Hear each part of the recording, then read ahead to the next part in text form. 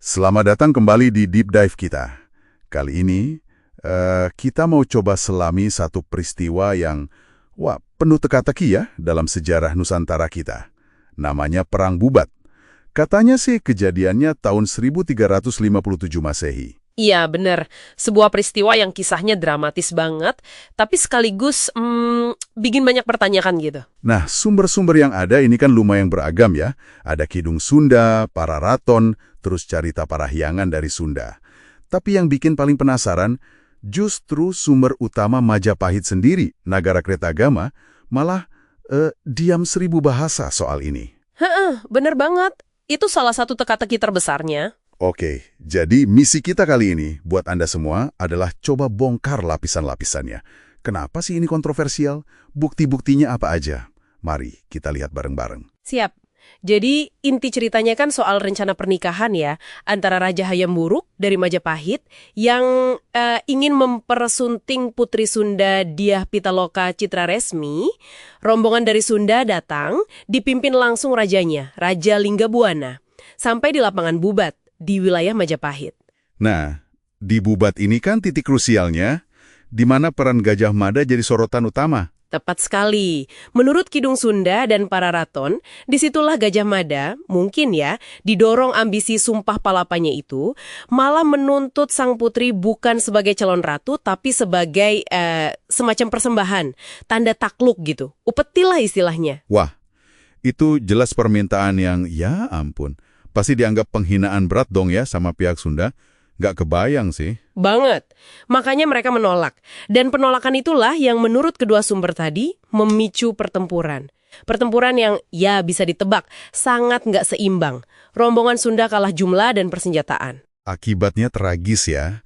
Hampir semua rombongan Sunda, termasuk Raja Linggabuana sendiri, gugur di sana. Dan puncaknya, Putri Dyah Pitaloka dikisahkan memilih bunuh diri demi kehormatan katanya.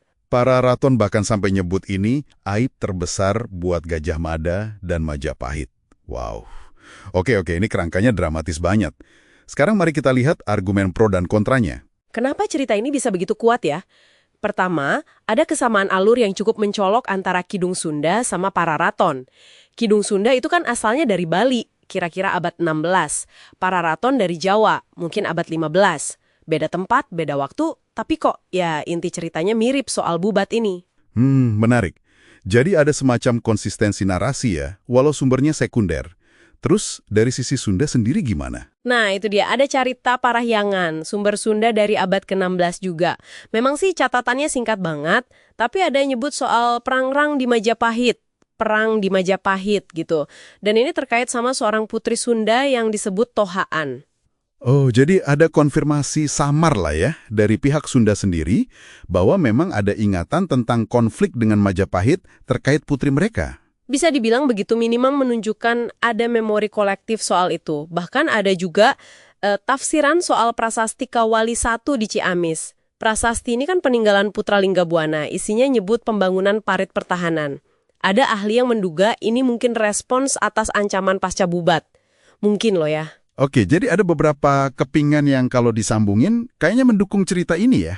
Tapi, nah ini dia tantangan terbesarnya. Nagara Kretagama 1357. Isinya pujian buat Hayam Wuruk, cerita kebesaran Majapahit, sumber primer paling top lah dari zaman itu. Tapi, anehnya, soal Bubat ini benar-benar nihil, nggak disebut sama sekali. ini yang bikin bingung kan? Kok bisa peristiwa sebesar itu meribatkan raja dan putri kerajaan tetangga sampai pertumpahan darah, lenyap gitu aja dari catatan sezaman yang paling resmi? Ya gimana ya menjelaskannya? Teori yang paling umum dan cukup masuk akal sih ya karena sifat Nagara Kretagama itu sendiri. Itu kan puja sastra, sastra pujian. Tujuannya ya buat memuliakan raja dan kerajaannya. Jadi, peristiwa memalukan kayak Bubat ini sengaja di-skip gitu? Kemungkinan besar begitu. Bubat ini kan bisa dilihat sebagai kegagalan politik, diplomasi Gajah Mada, atau bahkan ya kebrutalan yang nggak perlu. Jelas mencoreng citra gemilang Majapahit yang mau dibangun prapanca. Jadi lebih baik nggak usah ditulis sama sekali gitu ya? biar nggak ganggu narasi kemasannya. Persis. Dan ini diperkuat fakta bahwa memang nggak ada prasasti lain baik dari Sunda maupun Majapahit dari abad ke-14 yang secara eksplisit ngomongin perang ini. Kadang apa yang nggak ditulis itu sama pentingnya kan? Bener juga. Keheningan itu sendiri bisa jadi bukti ya. Terus tadi sempat disinggung soal carita parahyangan. Ada frasa unik katanya. Ya, di Carita Parahyangan itu ada kalimat mundut agung di Pipanumbasna.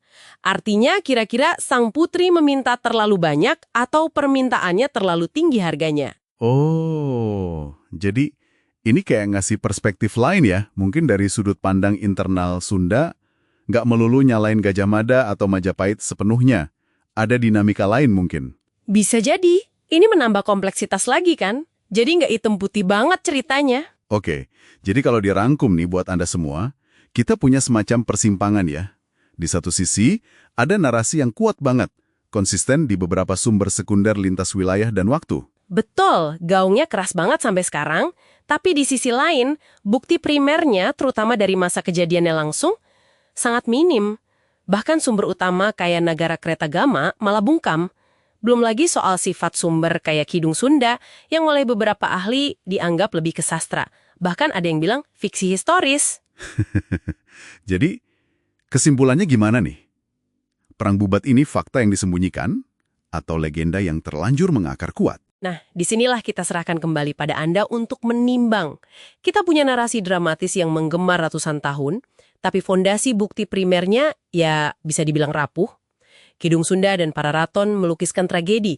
Carita Parahyangan memberi konfirmasi samar. Nagara Kretagama, saksi kunci zaman itu, justru diam. Tapi, ada satu hal yang nggak bisa dibantah ya. Dampak dari narasi ini. Betul sekali. Lepas dari fakta atau bukan, dampak cerita Perang Bubat ini real banget dan awet.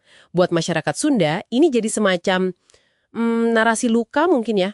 Membentuk identitas, memori kolektif soal pengkhianatan, soal harga diri. Dan buat Citra Majapahit dan Gajah Mada, ini jadi kayak noda hitam gitu ya. Catatan kelam di tengah keemasannya. Iya, sebuah cautionary tale, kisah peringatan tentang ambisi dan kekuasaan. Jadi, narasi ini, entah fakta atau fiksi, jelas punya peran sejarahnya sendiri. Udah mempengaruhi persepsi dan hubungan antar komunitas sampai sekarang. Nah, ini mungkin jadi penutup yang menarik buat Anda renungkan.